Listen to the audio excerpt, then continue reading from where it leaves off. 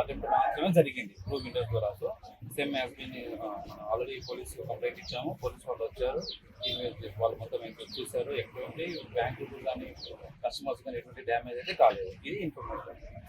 So మా information చూసి మా కంట్రోలింగ్ ఆఫీసర్స్కి ఇన్ఫార్మ్ చేసాము, పోలీస్ డిపార్ట్మెంట్ ఇన్ఫార్మ్ చేసాము.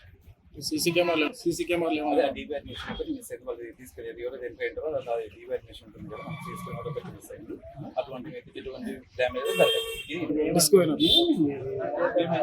బ్రాంచ్ ఉంటే మిస్ అయింది. మనం ఎప్పుడైతే బ్రాంచ్ ఓపెన్ చేసామో ఓపెన్ చేసిన తర్వాత అది మిస్ అయిందని చూస్తాం.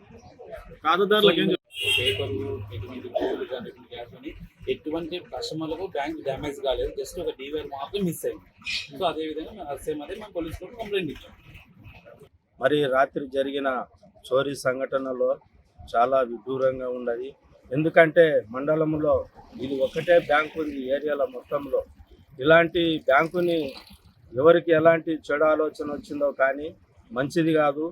మరి సీసీ కెమెరాలు ఇవన్నీ ఉన్నా కూడా ఆ వైర్లను కత్తిరించడం జరిగింది.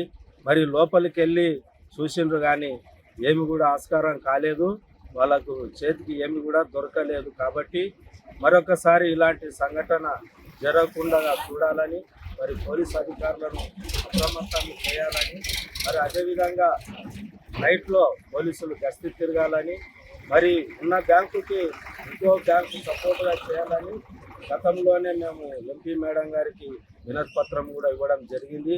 మరి ఇలాంటి ఆలోచనలో మరొక బ్యాంకుకు నెలకొల్పాలనే ఆలోచనతో ఉన్నప్పటికీ మరి ఈ సంఘటన జరిగిన తర్వాత ఉన్న బ్యాంకును దోయడం జరిగింది. ఇంకో బ్యాంకు ఎలా అభివృద్ధి చేస్తారని ప్రజలు అనుకుంటున్నారు. కాబట్టి ఇలాంటి విషయాన్ని మళ్ళీ పునరుద్ధం కాకుండా చూడాలని మన పోలీస్ అధికారులను మళ్ళీ బ్యాంక్ మేనేజర్ సార్ వాళ్ళను వేడుకొంచుంటున్నాను. మరిన్ని వీడియోస్ కోసం ఛానల్ ని సబ్స్క్రైబ్ చేయండి. లేటెస్ట్ అప్డేట్స్ కోసం వాట్సాప్ ఛానల్ ని ఫాలో అవ్వండి. ఆ లింక్ డిస్క్రిప్షన్ లో ఉంది.